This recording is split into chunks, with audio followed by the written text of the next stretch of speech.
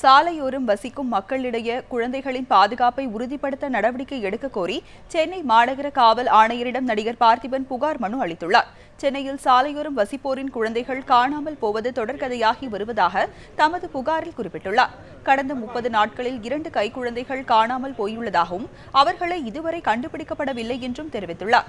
சாலையோரம் வசிப்போர் வேலைக்கு சென்றுவிடும் போது அவர்களது குழந்தைகள் பாதுகாப்பின்றி விடப்படுவதாகவும் இதனால் அவர்களின் பாதுகாப்பை உறுதிப்படுத்த காவல்துறை உரிய நடவடிக்கை எடுக்க வேண்டும் என்றும் வலியுறுத்தியுள்ளார். பின்னர் செய்தியாளர்களிடம் பேசிய அவர் உரிய நடவடிக்கை எடுப்பதாக காவல் ஆணையர் டி.கே. ராஜேந்திரன் தெரிவித்ததாக குறிப்பிட்டார்.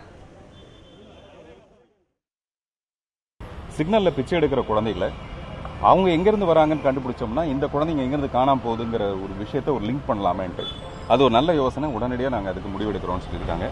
சமீபத்தில் கூடிய சீக்கிரத்தை எங்களுக்கு ஒரு நேரம் ஒதுக்கி அந்த நேரத்தில் ஒரு நிறைய சமூக அமைப்புகள் எல்லாம் சேர்ந்து குழந்தைகளை காணாமல் போகிறதுனால நிறைய குழந்தைகள் மூலமாக இதுக்கு ஒரு விழிப்புணர்வு போலீஸ்க்கு ஒரு அவசரமாக இந்த வேலையை நடவடிக்கை எடுக்கணும்னு கேட்டுக்கிறதுக்காக இங்கே போடணும்.